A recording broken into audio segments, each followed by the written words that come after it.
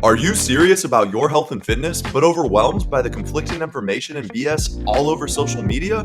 Welcome to Fit Facts. Brought to you by Brandon Pascual and Gabe Erno. With a combined 10 years of training experience, this physical therapist and personal trainer duo bring you the most up-to-date and applicable fitness and lifestyle tips based on the most cutting-edge research, bridged with field experience of what actually works and is sustainable for the long term.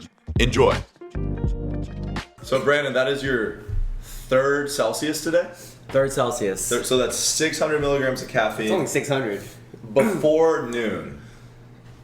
Yeah, but it's also daylight saving times. Is it actually? Yeah, so we got an extra hour of sleep today. last night. Did we really? Yeah. No. Yeah, that's why I got 7.5 hours of sleep instead of 6.5. I see. I never know when daylight savings happens. I'll wake up and I'll feel like something weird's going on, and I'm like, man, I feel like I slept a lot. And then you tell me this. Yeah. You spring that information on me. But it's like, how do people know that? It's like, it should be on your Google Calendar. Really? No, I'm being serious. Go check. I'm gonna check. So that won't turn off. Oh, too late. It is daylight savings time. You're not lying to me. Yeah. Wow. All right. So I'm telling you. There we go. Which is stupid. Like nobody likes daylight savings time because this is the worst daylight savings time. No, this is the best one because you get an hour of sleep. No, but we get less sunlight. Oh, that's true. Yeah. Dude, I'm about the maximization of sunlight. Like I love during the summer when it's sunny until like 8:30 p.m. You're like outside. It's like 8. It's still sunny out. That is true. But now we're gonna get to the season where soon it's gonna be going down at like 5:30. Yeah. I remember where I was growing up too. I lived backed up to some hills, so it would actually get dark at like 4:20. Holy shit. 4:15 because of the hills and everything. It was terrible. Yeah, so at least we're not living in Alaska where. Yeah. I think their sunset goes like 2 p.m. sometimes or 3 p.m. on certain days of the year. Yeah, and then like in just like certain areas, like I think Sweden maybe, I might just be making this up, but there's certain areas in the world where like there will be long stretches where they'll have literally 2 hours of sunlight a day. Oh shit.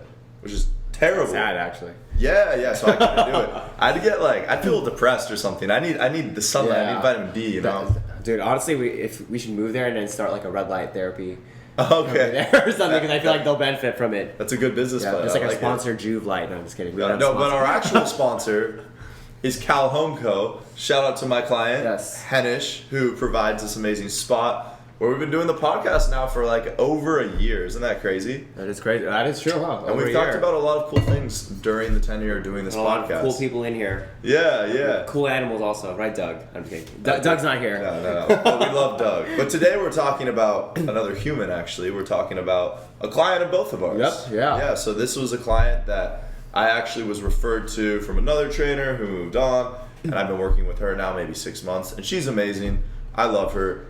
We'll use a fake name because as your client, I guess you have to HIPAA and all that stuff. Yeah, right? well, you could use a fake name also, just in case, you know. Yeah, so we'll use a fake name. We'll use Gabriel. Okay, so no, Gabrielle. Okay, Gabrielle. It's a woman. So yeah, I've been training her for 6 months or so. It's great. I love training her, and she loves to golf. And at a certain point, she had like piriformis syndrome in the past, and it seemed like that was starting to flare up again. And she was golfing less, she was sleeping worse, like the pain was really bothering her.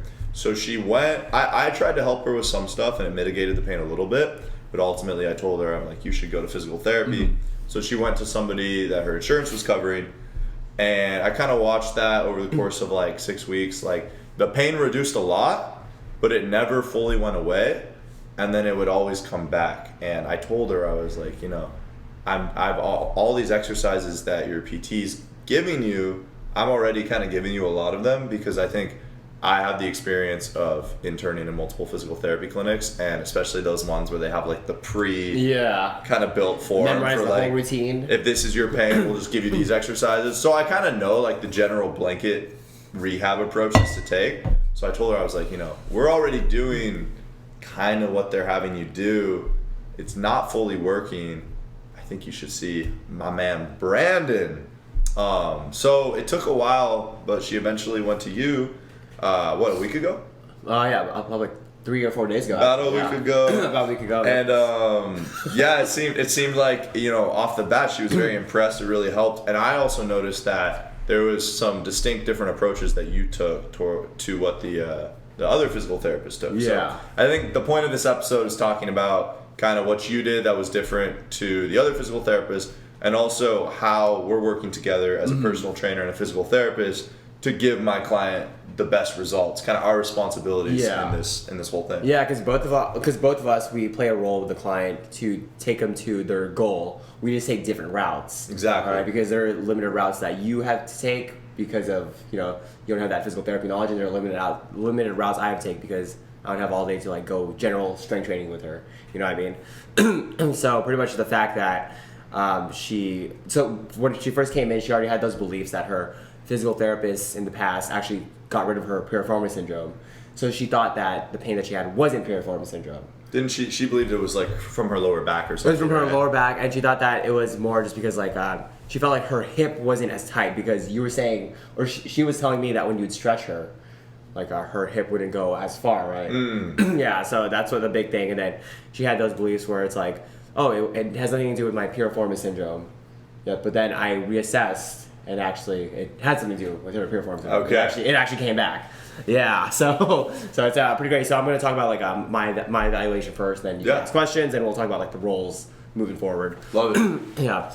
So pretty much when I did the evaluation, it was a piriformis syndrome, and Could you tell just everyone what piriformis syndrome is? Oh yeah, so piriformis syndrome it's actually like a lot of physical therapists now kind of hate that term because it's like an umbrella term, but it's pretty much pain in like the right butt cheek area, and it's just caused from either you have a nerve like the sciatic nerve, and it either goes. So some people have the sciatic nerve that go under the piriformis, or it goes through the piriformis or around. So it'll get compressed and it'll just send symptoms either down the leg or just right into the hip.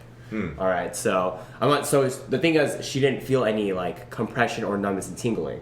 That's what led her to not thinking like, oh yeah, it's not piriformis syndrome. Gotcha. Yeah, but because like piriformis syndrome is a diagnosis, that doesn't mean that like the root cause was taken away. You know what I mean? So her hip was still weak, and her hip weakness led to the piriformis syndrome.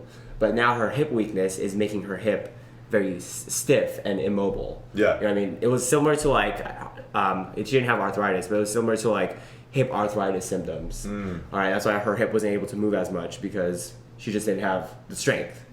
Yep, so what we did was, I guess the approach that they did at the physical therapy clinic was a lot of stretching, a lot of like foam rolling, massaging, the stem, I believe.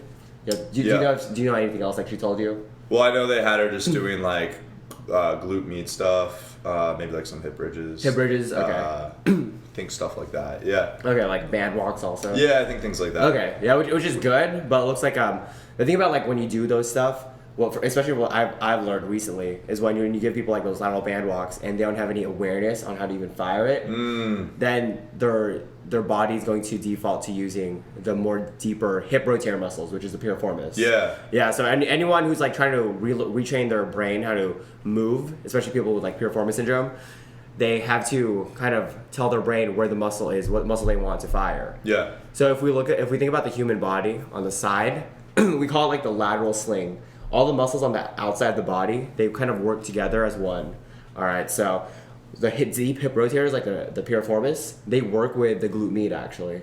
All right, but the thing is, certain movements, especially when like you're walking, you don't want the piriformis to take all the work. Yeah. So because her glute med, it has been weak the whole time, which is the muscle in the hip, then that means the piriformis is taking all the work. Yeah, like they have similar actions. Yeah. But there should be situations where the glute med's doing most of the work, but since her glute med was so weak, the piriformis would jump in. Is that kind of exactly? Yeah, piriformis jump in, and also like some of the other hip rotator muscles. Yeah. So pretty much not to get too technical. If you were just like, if anyone were to like Google like the size of like the muscles in the human body, you want the bigger muscles to do most of the work and take more of the force. But if you look at like piriformis size versus like glute med size, you'll see that the glute med is supposed to take most of the force, but she wasn't really practicing it. So every time the physical therapist gave her lateral band walks, clams, bridges, her glute med wasn't firing. It was her piriformis muscles. Maybe the glute med was firing maybe 20%. Yeah, which is interesting because I was kind of taking the same approach, and I was like, this is helping some, but it's really not helping as much as I would think it should be. Exactly, and I was even able to tell that because when someone, let's say, does like a single leg deadlift, you know what I mean? Yeah. And they're not used. They have to be. You'll know if they have good connection to their hamstring and glute if they're able to kind of shift their weight back. So with her, I was trying to shift her weight back with some kind of like single leg deadlift with the arm supported, but then she was about to like get off balance. Like her balance wasn't that great because she's not used to using the glute med to stabilize.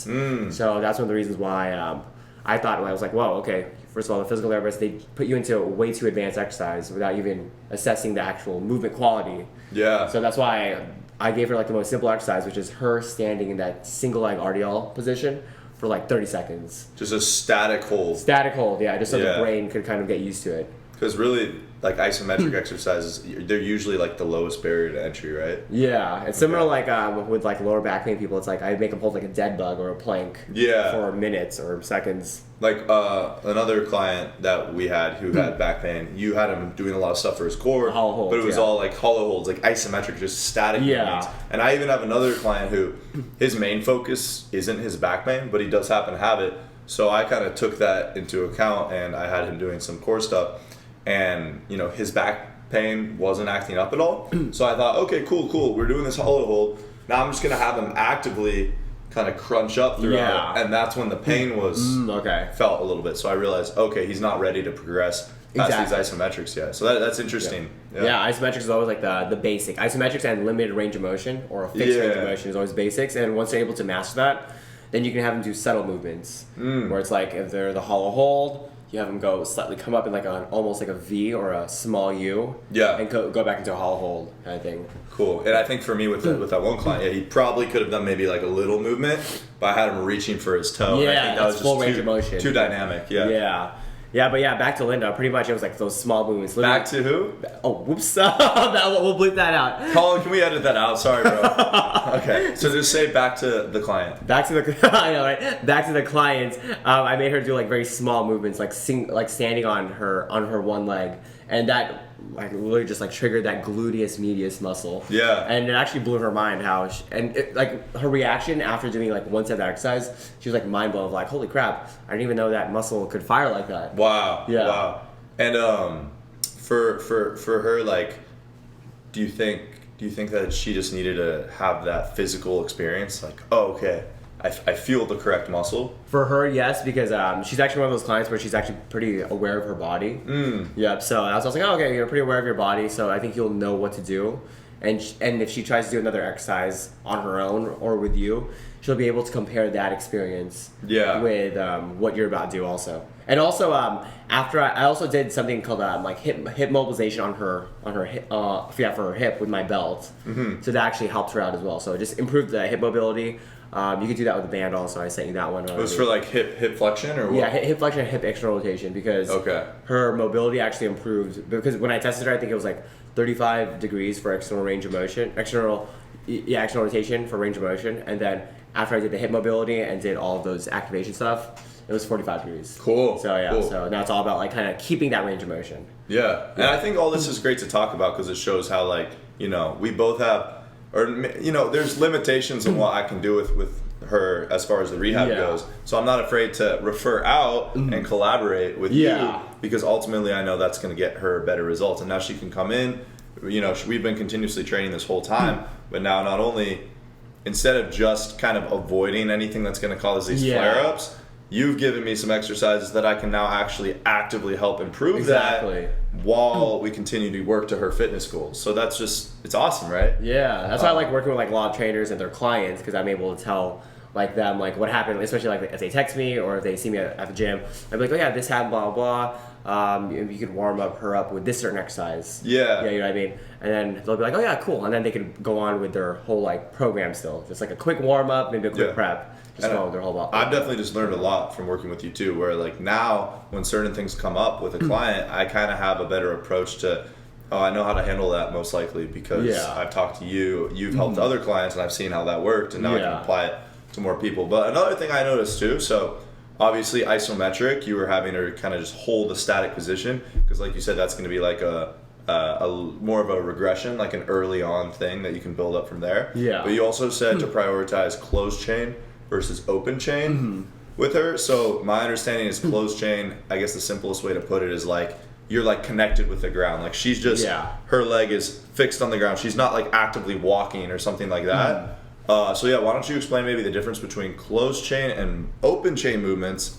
for rehab and also for her specifically why that was what you recommend? Yeah, well actually for her, So if it was someone else, I would say let's go open chain first and see if they have a better connection. But open chain just means like if I were to activate someone's like the side glute, the glute med, their leg is off the ground pretty much. So they're laying on their side and then they just lift their leg up and they're activating that right glute med. And another example would be like a bench press versus a push-up. Like a bench press would be open chain. Yeah. A push-up would be closed chain because you're essentially connected to the ground the whole time. Yeah, exactly. But then when it comes to like closed chain, with her, it would be her standing on the ground and then lifting one leg up to put more emphasis on that standing leg. So pretty much it's more functional for closed chain exercise. I get that more in the later stages of rehab because when people get pain, they don't say, "Oh yeah, I get pain when I'm laying on my side and doing a clam or something." But no one ever says that. They'll say like, "Oh, I get pain when I'm actually standing on one leg," or "I get pain when I'm walking," and then